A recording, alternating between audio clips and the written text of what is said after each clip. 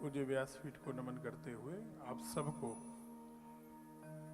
सभी पूज्य विद्वानों को, संकीर्तनकारों को नमन करते हुए आप सबको राधे राधे। राधे राधे। श्री भागवत जी के मध्य में बोलना ही अपराध है। प्रारंभ में बोलना चाहिए, विश्राम में बोलना चाहिए, मध्य में निश्चित रूप से भागवत अपराध है। मणि बीच में ही होती है। लेकिन हमारे पूज्य व्यास जी महाराज, हम लोग कहने के लिए नहीं, हृदय से इनको अग्रज मानते हैं। जब भी ब्रज पर कोई समस्या आती है, ब्रज के मंदिरों से ही संबंधित बात नहीं है। ब्रज में कहीं भी धर्म पर कोई आक्षेप करे, ब्रज में कोई सामाजिक समस्या हो, किसी निर्धन की को आवश्यकता हो, तो हम सब लोग सबसे पहले आदरणीय व्यास जी को ही, हमारे आदरणीय भाई साहब पूज्य श्री रमाकांत गोस्वामी जी को ही स्मरण करते हैं सबसे पहले। और रात में देर हो जाए तो रात को 2 बजे भी सबसे देर में भी आप ही को स्मरण किया जाता है। श्री राधा नाम पर जब आक्षेप हुआ, आप सबने सुना किस तरह से राधा रानी के ऊपर,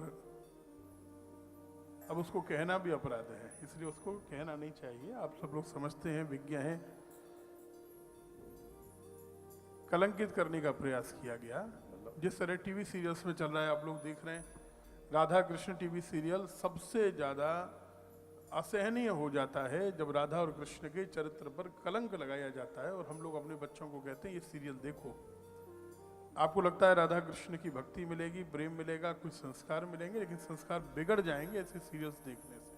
सही बात। और उसका जीता जागता चित्रण व्यासपीठ से जब किसी व्यक्ति ने कर दिया और उन्होंने बार बार संपर्क करने पर भी क्षमा याचना नहीं की श्री राधा रानी से, किशोरी जी से, तो हमारे आदरणीय व्यास जी महाराज ही हैं जिन्होंने डंडा उठाया और इनके झंडे के नीचे पूरा ब्रजमंडल एकत्रित हो गया, सभी सनातनी एकत्रित हुए और उस व्यक्ति को नाक रगड़ के बरसाने में आके क्षमा मांगनी पड़ी। ये पूज्य व्यास जी महाराज का ही प्रताप है और प्रभाव है। ब्रजतीर्थ देवालय न्यास पूर्व में भी श्री बलराम जी के ऊपर, श्री दाऊ जी महाराज के ऊपर जब किसी महापुरुष ने आक्षेप किया, तब उस समय यह संगठन बनाया गया। आप उसके यशस्वी अध्यक्ष हैं। संपूर्ण ब्रजमंडल में जैसा आपने बताया, जहां भी किसी मंदिर पर कोई समस्या आए, कोई अधिकार करने का प्रयास करे, उस पर कब्जा करने का प्रयास करे, उसकी भूमि को दबाने का प्रयास करे, उसके साथ साथ अगर उस क्षेत्र में विधर्मी अपना प्रभाव बढ़ा रहे हैं और किसी मंदिर में भोग राग श्रृंगार की व्यवस्था नहीं है, कुछ तो ऐसे मंदिर हैं जहां जन्माष्टमी पर भी भोग नहीं लगता और पोशाक नहीं बदलती, तो उन सब की व्यवस्था आपने इतनी बढ़िया व्यवस्था की है पूज्य व्यास जी ने। अलग अलग क्षेत्र वाइज बांट दिया। बरसाने का क्षेत्र अलग है, नंदगांव का, गोवर्धन, दाऊजी, गोकुल, महावन, सब क्षेत्र बांटे हुए हैं।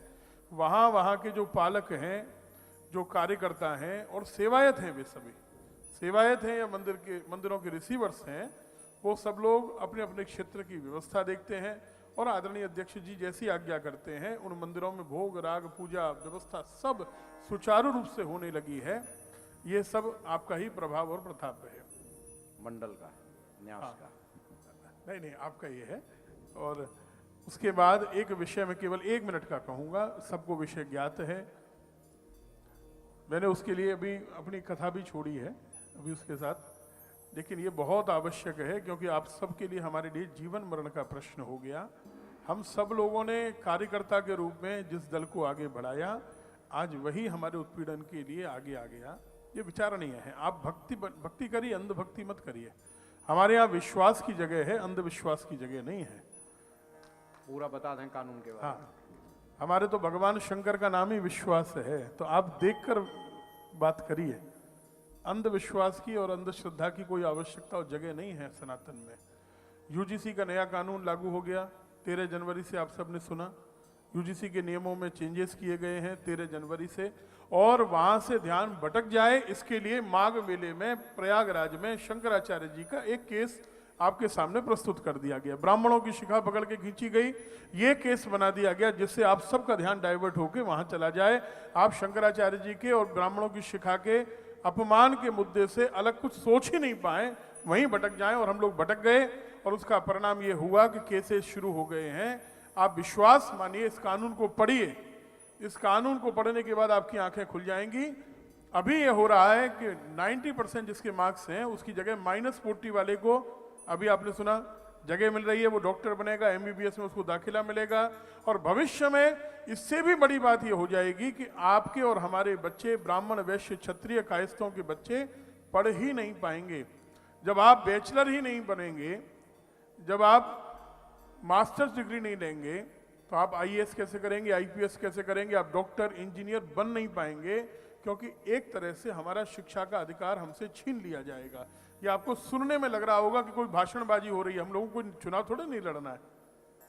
और हम लोग स्वयंसेवक हैं संघ के, संघ में हम लोग प्रारंभ से रहे हैं, हम लोगों ने उसके लिए बलिदान दिए हैं।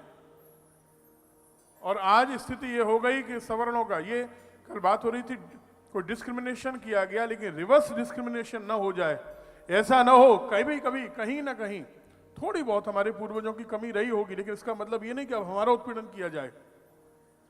भारत में भाई साहब हर जाति ने शासन किया है, जाति के आधार पर कभी भारत में भेदभाव नहीं हुआ। 60,000 यूनिवर्सिटी हैं, हाँ। उनमें मात्र 167 केस हैं, तो वो 0.0029% है, कोई ज्यादा नहीं है, पर उसका बतंगड़ बनाया जा रहा है। वो एक केस हुआ, रोहित वेमुला का केस हुआ, उसके आधार पर उसने भी कहीं जातिगत व्यवस्था को आधार नहीं ठहराया, लेकिन सुप्रीम कोर्ट ने कहा कि कुछ रूल्स एंड रेगुलेशंस बनने चाहिए, और उसको आधार बनाकर उसमें OBC भी डाल दिए। OBC में वो जातियां हैं जो बहुत सक्षम हैं, आपसे और हमसे ज्यादा सक्षम हैं।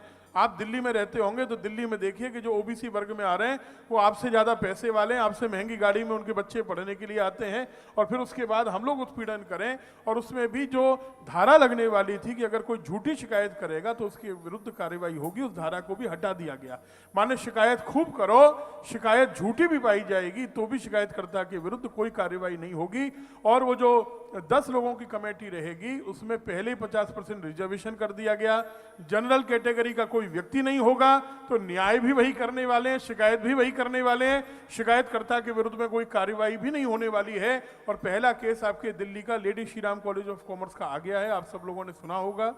गुड़गांव के एक भाजपा पार्षद की बेटी को एक दलित लड़के ने किस तरह से, अब वो शब्द यहाँ व्यासपीठ के सम्मुख बहुत अच्छे नहीं है, प्रयास किया, विवाह करने की बात कही, उस लड़की ने मना कर दिया, उसने केस कर दिया।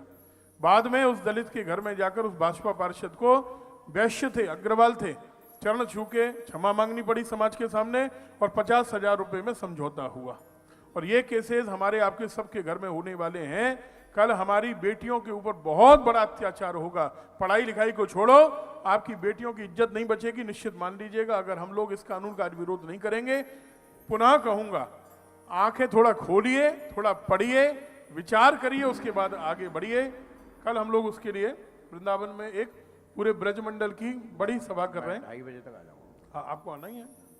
भाई साहब की अध्यक्षता रहती है हमारे हर कार्यक्रम में, तो हमारे ब्रजमंडल की गौरव है। आपकी अध्यक्षता में कल की वो बैठक रहेगी, बड़ी विशाल बैठक है, और समाज में बहुत ज़्यादा उत्साह उसके लिए है। लेकिन अगर आप लोग भागवत में आए हैं, कृष्ण की कर्म लीला सुन रहे हैं, कर्मवाद की बात सुन रहे हैं, तो बैठे मत रहिए, कर्म की बात कहिए। केवल ताली बजाने से कर्म नहीं होगा, कुछ करना पड़ेगा। कुछ ऐसा करो कि लोग आपके ऊपर भी ताली बजाएं, आपके कर्मों को देख के ताली बजाएं, ऐसा कुछ करना है। मैं इतना कहूँगा और व्यासपीठ से क्षमा प्रार्थना करते हुए